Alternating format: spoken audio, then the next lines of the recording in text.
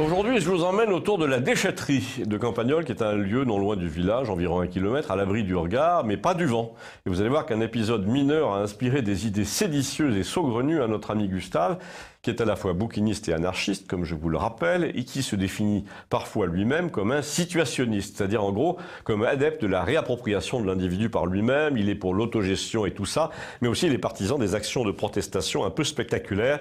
Vous allez voir, du genre tout le monde se couche par terre pendant 1 minute contre la guerre, etc. Ou tout le monde fait une croix à la craie sur un mur le jour de la défense des chrétiens, ce qui serait une bonne idée. Enfin là, tout commence par le fait qu'il a jeté récemment à la déchetterie une assez grande quantité de papier qui, pour une fois, ont été hachés menus par une broyeuse. Une broyeuse à une centaine d'euros. Il faut dire que Gustave ramasse des cartons de papier et de livres dans les successions et les liquidations et qui prend tout dans sa camionnette ou dans sa Citroën AX comme ça en vrac pour faire le tri chez lui.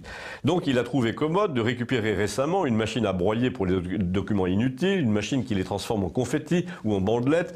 Et il a rempli plusieurs sacs poubelles qu'il a déposés ensuite, je veux dire le jour dont je parle, dans une benne d'acier de 50 mètres cubes à la déchetterie. Seulement voilà, pendant le dépôt, 2 de ces gros sacs se sont éventrés dans la benne contre une pièce de métal et personne ne l'avait remarqué. Mais le lendemain, nous avons subi une tempête sans pluie, comme il arrive parfois, et la déchetterie, qui se trouve dans une cuvette étroite mais au sommet d'un relief, a été traversée par un vent de sud très fort, tourbillonnant, pendant toute la nuit. Résultat, le lendemain, la campagne alentour, ou plus exactement les chemins et les toits, dans un rayon de 200 mètres, étaient constellés de confettis blancs, ce qui a valu des reproches à Gustave, qui ne pouvait quand même pas grand-chose. Le maire lui en a parlé, on est tombé d'accord sur le fait qu'il devait changer de marque de sac poubelle, mais pendant toute cette discussion, Gustave a beaucoup réfléchi et il m'a dit « Tu te souviens, là, tu me demandais comment on pouvait remplacer les manifestations de rue un peu ridicules, un peu trotskistes des années 70, genre non, ah là, précarisation, auquel personne ne croit plus, et dont le seul impact est la longueur du reportage au journal télévisé.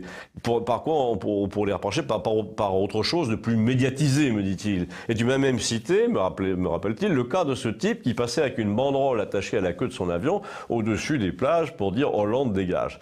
En fait, tu as raison, me dit-il, quand tu rassembles 100 000 personnes à la Bastille, tu es entièrement dépendant de la couverture médiatique, et les gens qui habitent un autre quartier ou qui ne regardent pas la télé ne savent pas qu'il y avait une manif dans le quartier voisin, tandis que là, ce à quoi j'ai pensé, c'est vraiment imparable. Et là, il prend un air mystérieux, les yeux mi-clos, il grignote un peu sa grosse moustache, là, il me dit, tu dis aux gens, on va préparer une journée de protestation pour dans 3 mois, mettons, mais on vous révélera le jour au dernier moment en fonction de la météo.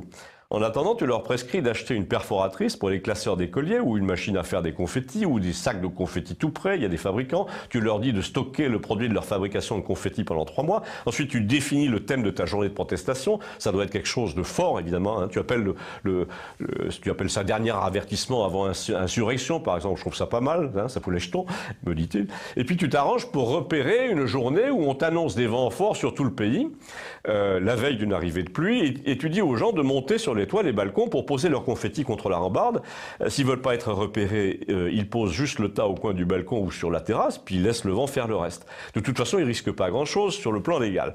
Le résultat, c'est que contrairement aux petites manifs à la con entre Bastille et République, cette fois, la protestation sera visible dans le monde entier, sur les films, les photos, on se demandera partout, mais au fait, quel était le but de tout ça, et on fera partout, dans tous les journaux du monde, une enquête sur le thème de la journée, et dans le monde entier, le gouvernement français sera réputé avoir provoqué une protestation profonde, une lame de fond, un truc original et photogénique, impossible à ignorer, à sous-estimer, à sous-médiatiser, dont on se souviendra pendant des générations, parce qu'au plus fort du coup de vent, tu vas voir des milliards de confettis tourbillonner entre les façades, quitter les balcons, les échafaudages, les toits, les tours de Notre-Dame, les clochers, les grues, les ponts. Les gens vont envoyer partout des selfies avec en arrière-plan ce nuage, ce fourmillement.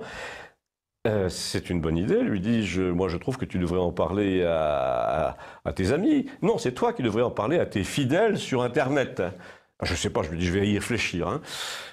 Mais j'y réfléchis. Vous pouvez envoyer ces 4 minutes à vos amis. On les trouve sur Campanol TVL et sur YouTube. Merci.